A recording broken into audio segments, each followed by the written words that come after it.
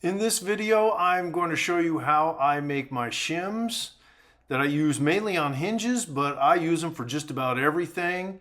Very easy to make, and I'm going to cut in shots of just some of the million different ways I use these things. They are invaluable. Old cracker boxes, pizza boxes, beer six packs, cereal boxes, whatever you got. And I like to make them in two sizes. 3 1/4 inches, that's for my 3 1/2 inch hinges, and then 3 3/4 inches for my 4-inch hinges. I like to draw these out so they're nice and even. You don't want to use the kind of cardboard that compresses, that has the air pockets in it. Those are too thick and they're inaccurate. If you use this thin cardboard, it cannot be compressed, and you can also do micro adjustments with this. And you can stack these up, get them all marked up, and then just cut them. If you've got a paper cutter, that's even easier and faster and more accurate. But I just use the scissors and I go through them all the time. See, now it's recessed. Now we got a lip right here. And if we install this, the edge of the door could bump up against the jamb. And this goes for whether you're mortising the door or the jamb.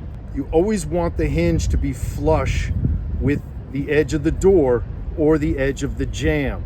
You don't want them up like that. If you put them in like that, that's going to screw up the hinge. So there, we've got 3 shims. And when I screw that in, it's going to be perfectly flush with the edge of the door. Suppose you're installing the bolt for a lock, or you're repairing one, and you determine that that mortise is too deep. Instead of the lock being flush with the door, it goes in too far, and you need to bring it out. Just grab your hinge shims. Just cut off or rip off a little end. Fold it up as many times as I have to. And I do one for the top and one for the bottom. And you push them in like that. And it gives you the depth that you need. Okay, so my hinge is here, and what I want to do is just tilt it so it goes here. See that?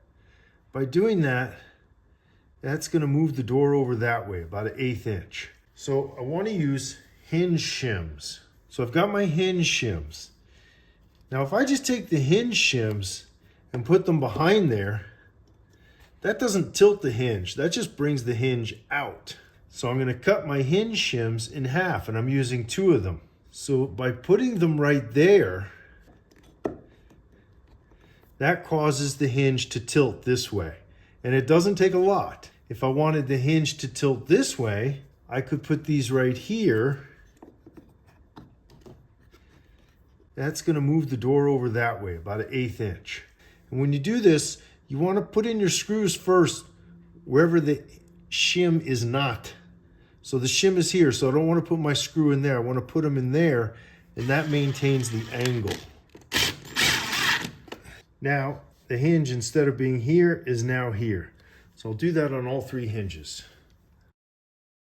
When you are installing stop, if you're installing a door where there wasn't one before and you have to add stop, or you're building a jamb, or maybe you had to pull the stop off and reinstall it, the stop can't be right against the door. You want it a little bit away from the door. So I take 2 shims and I put it against there. And I know it's the right distance. So I use them as spacers too.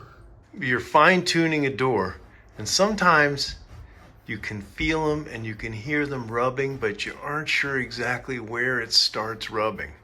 But you know you've got a good gap somewhere. Stick it in that gap and move it down. Oh, it stops right there. So that's, I know it's starting to rub there. So I want to start my planing in that area. 10 minutes later, I got 2 more packs of shims. Keep these things wherever you're working. You can use them for everything.